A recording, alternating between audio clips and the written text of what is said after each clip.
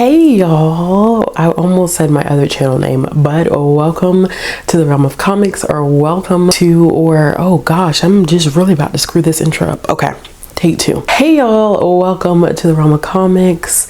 Welcome. No, that's still not right either. You know, I just got, how am I gonna get this intro right? All right, take three.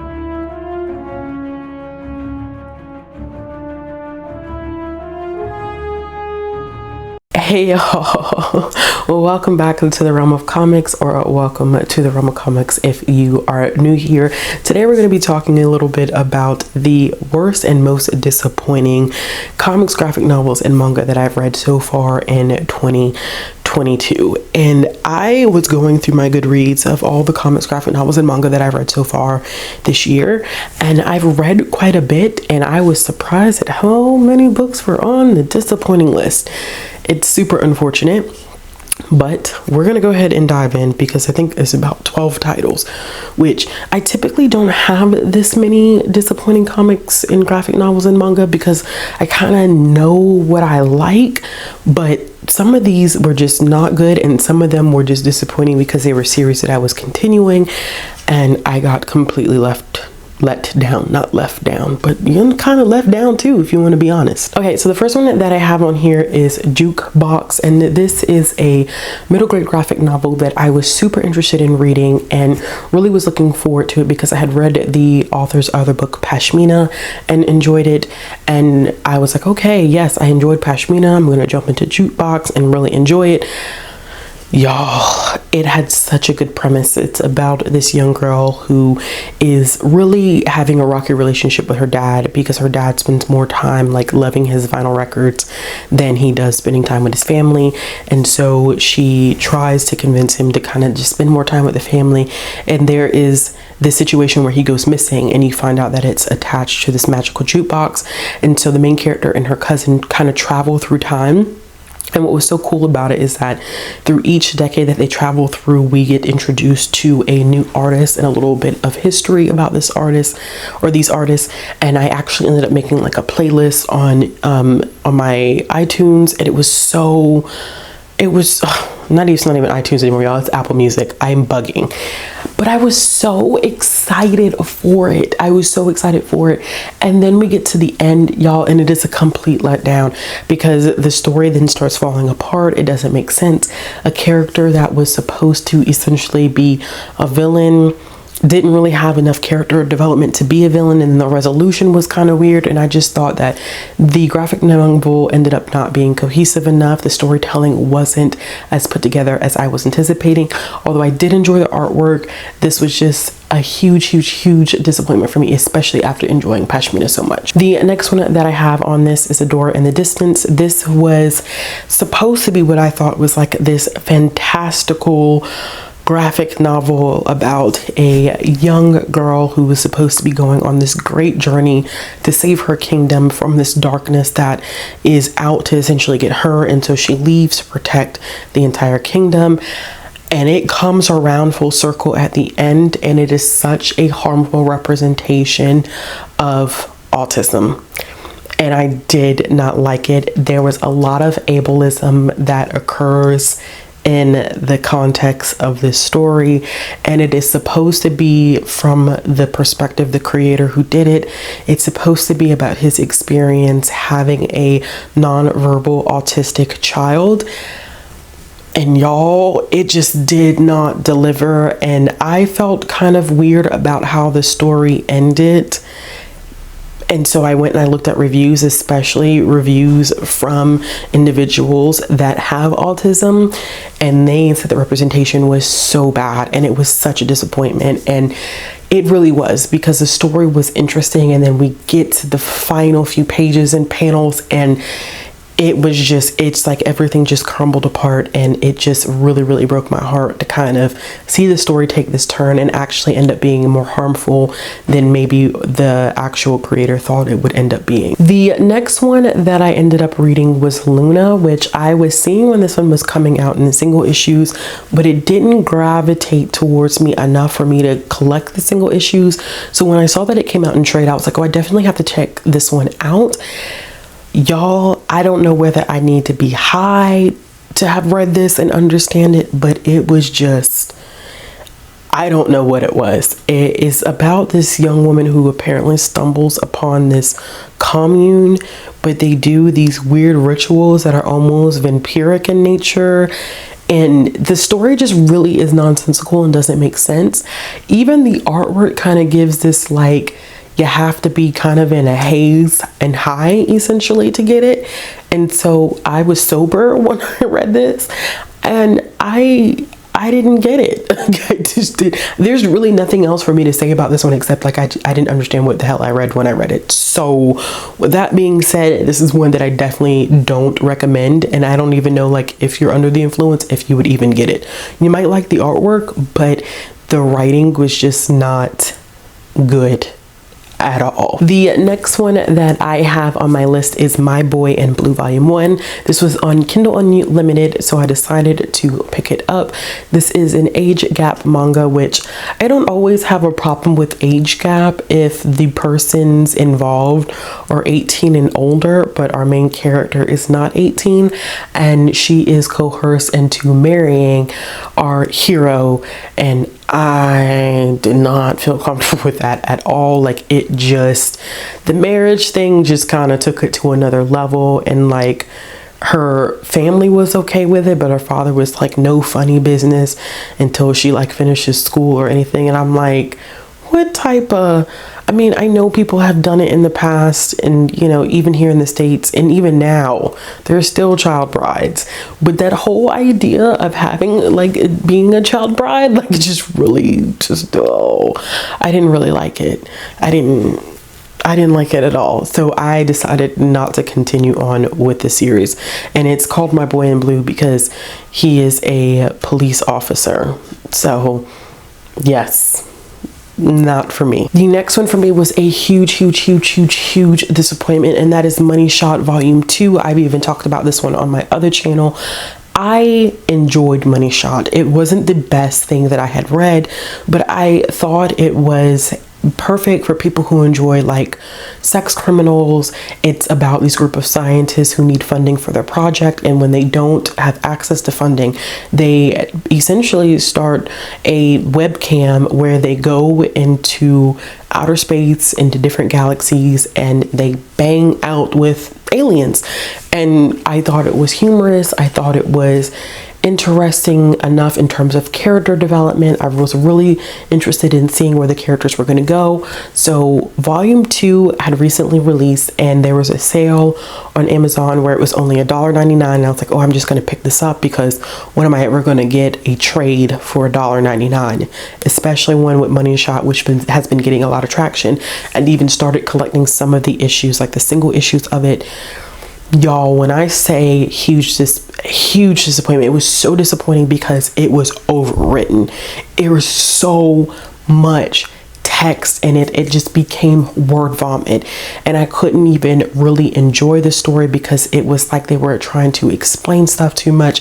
It lost its humor. It lost the relationships that I thought I was interested in. I no longer was interested in. It just was a poorly designed follow-up to the first volume, and so I decided to just drop the entire series after reading that second trade, because I was like, if this is the kind of direction that the story is headed in, by no means do I ever want to pick up any more of the series, which is so unfortunate because I want to continue and finish up Sex Criminals, and I was looking for something else to kind of read along the same vein, and I thought that Money Shot could potentially be that new series for me to pick up, but it was not giving. It didn't give me anything. It gave me nothing. Nada. Zero. Zilp. Nothing.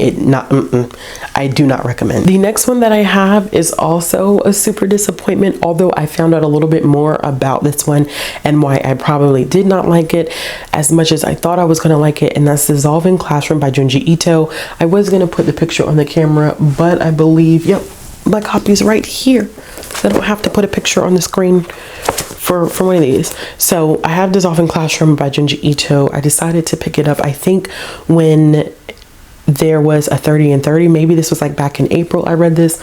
Can't really remember. This is a short story collection about this brother and sister duo who are essentially like demonic Like, anybody that comes into contact with them, they do horrible, evil things to them.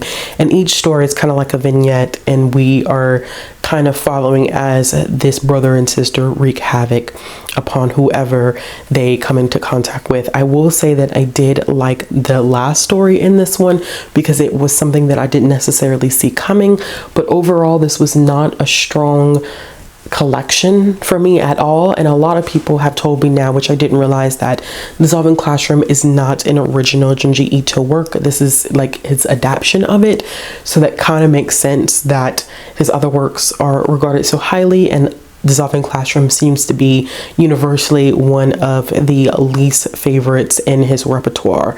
And so I, of course, am definitely going to keep reading Junji Ito, but this was disappointing because I think I was just expecting more, but I think I also didn't necessarily have the context to know that I probably wouldn't enjoy it before picking it up and going into it. The next one that I have on this list is not one that's necessarily bad, but it also wasn't good. I went through a period earlier this year where I was reading through a lot of Archie comics, especially wanting to finish up Mark Waid's run of Archie. I had read Volume 1 by the time I think I read it this year. I think I had already read it like 3 times. I think this year was my 3rd time reading Volume 1. I was like, I just need to go ahead and finish Mark Waid's run, which ended up being fabulous. So I just started going down kind of like an Archie, I don't know what I was doing. I was just reading as much Archie as I could possibly get my hands on via Hoopla. And so Archie and Katie Keene, that was done by Mariko Tamaki, who usually I'm a fan of. And it wasn't, like I said, it wasn't bad, but it wasn't good.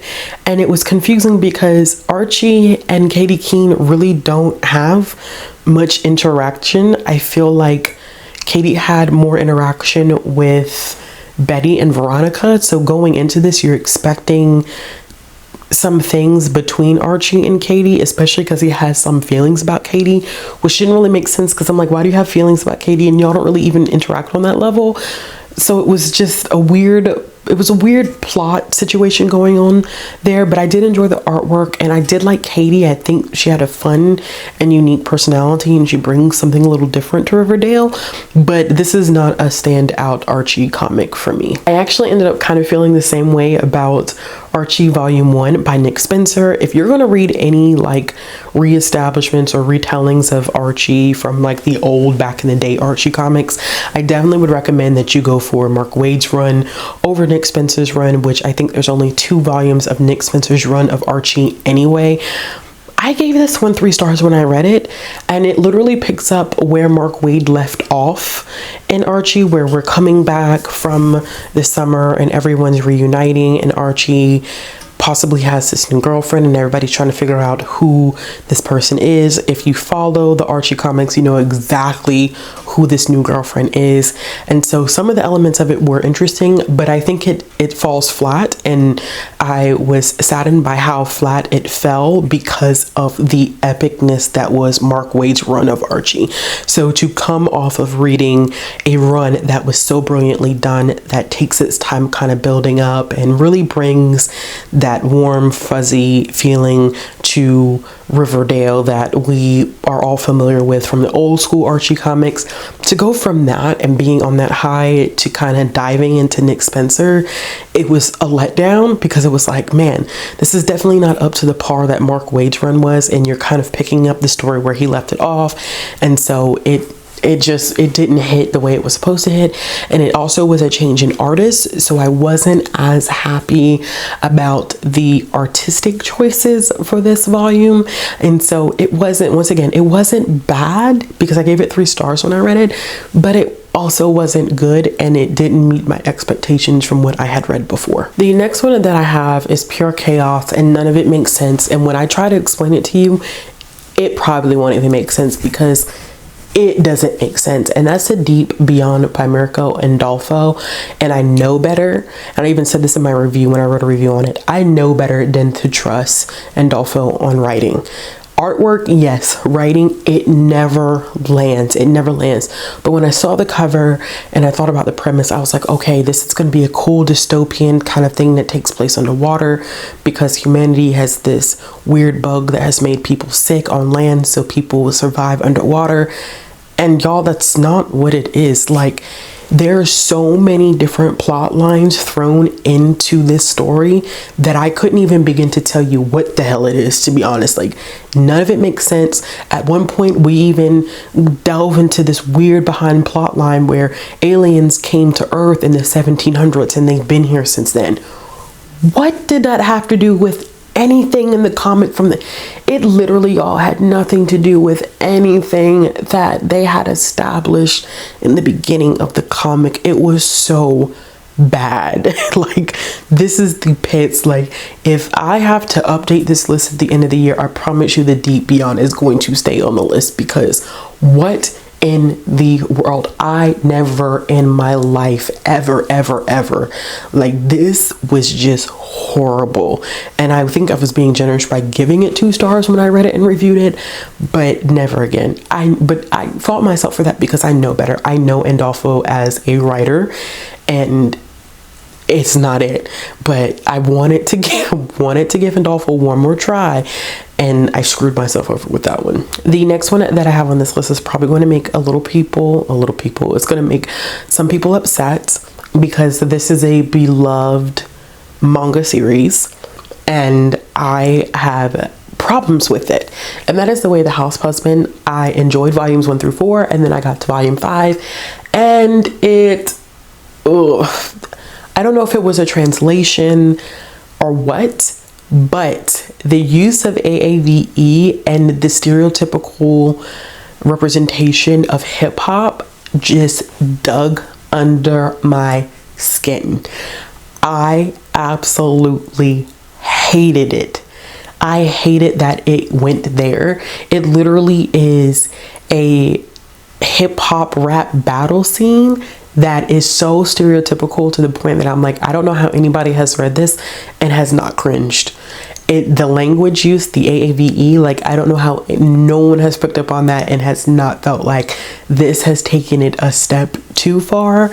And like I said, I don't know if that was the mangaka's intention or if it was a translation thing that was going on, but all I know was that it disturbed my spirit, and I said, I am dropping the series. You will never catch me reading The Way of the House Husband again, because I just couldn't get past that moment in it. And I know a lot of people enjoy The Way of the House Husband because it literally is kind of like a manga series that's told in vignettes about this man who used to be a part of the Yakuza, and he now is a house husband, and we follow him on his day-to-day adventures, and people still thinking that he's a Yakuza boss and how he interacts with them. And some of it was pretty funny, and I found it to kind of be lighthearted and humorous, but we got to that part and I was like, such a disappointment to be enjoying a manga series that I actually was collecting and unhauled and have dropped.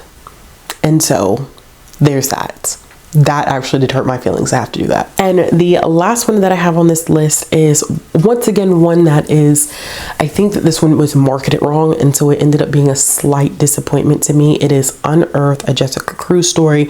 This is one of those stories, again, where we are seeing DC kind of push some of, and I don't want to say push, create content for younger readers. Specifically, this one was created for teen readers, and we follow Jessica as she deals heavily with being an undocumented immigrant and how it impacts her family and having to deal with ICE.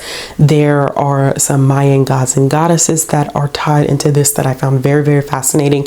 But Jessica Cruz is supposed to be part of the Green Lantern Corps. You would never know that from reading this story.